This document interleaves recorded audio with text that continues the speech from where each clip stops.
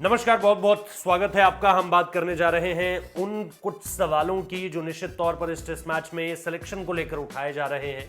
ये जो सवाल हैं ये खास तौर पर भारतीय गेंदबाजी को लेकर हैं, क्योंकि भारतीय गेंदबाजी आपको पता है लचर नजर आई इंग्लैंड के अगेंस्ट। ये भी कह सकते हैं कि इंग्लैंड की बल्लेबाजी बहुत शानदार थी।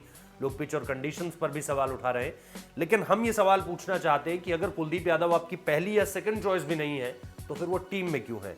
और ये सिर्फ मैं नहीं कह रहा हूं, बल्कि सनी गावस्कर से, जब द ग्रेट सुनील गावस्कर से भी जब पूछा गया तो उन्होंने भी इस बात को लेकर कहा कि रीजंस हो सकते हैं, टीम ने कुछ और सोचा हो, मैं कुछ और सोच रहा हूं, ये सुनील गावस्कर का कहना है। लेकिन मैं होता तो कुलदीप यादव को खिलाता। क्यों खिलाता? क्योंकि लेफ्ट आर्म चाइनामैन गेंदबाज हैं। अगर आप नदीम और अश्विन की गेंदबाजी देखें तो लगभग एक जैसे ही हैं।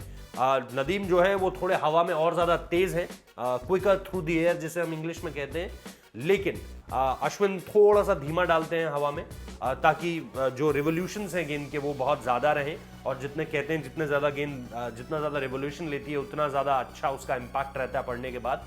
लेकिन द ग्रेट सनी गावस्कर ने इस बात को कहा है कि कुलदीप यादव, क्योंकि लेफ्ट आर्म चाइनामैन है, इंग्लैंड की जो माफ कीजिएगा बल्लेबाज है, वो थोड़ा सा हिचकिचाते हैं, उनको थोड़ी सी परेशानी होती है।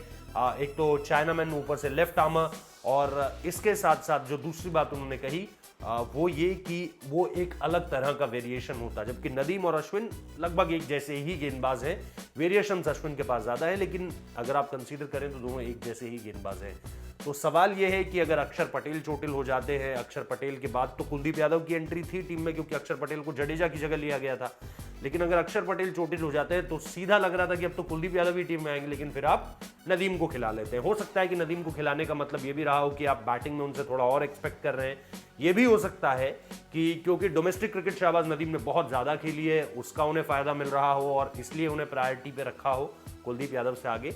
लेकिन सवाल यह है कि अगर कुलदीप यादव आपके फर्स्ट या सेकंड चॉइस भी नहीं है तो फिर आप टीम में ही क्यों रख रहे हैं। लेकिन इन सारे सवालों के जवाब फिलहाल न तो टीम इंडिया देगी, न टीम इंडिया का मैनेजमेंट देगा। आप लोगों से हम ये सवाल करना चाह रहे हैं कि क्या आपको लगता है कि अगर इस तरह की स्थिति है तो फिर फॉर दैट मैटर, देखिए ये तो समझ में आता है कि मोहम्मद सिराज को क्यों बाहर किया गया और ईशांत शर्मा क्यों अंदर आए। सिराज ने बहुत अच्छी परफॉर्मेंस की, लेकिन ईशांत शर्मा लगातार अच्छा परफॉर्मेंस करते आ रहे थे, और क्योंकि वो इंजरी की वजह से बाहर हुए थे इसीलिए उनका अंदर आना बनता है। लेकिन कुलदीप यादव को क्यों बाहर किया गया, ये लॉजिक समझ में नहीं आता। आपके आता है तो कमेंट करके जरूर बताइए। बहुत बहुत शुक्रिया।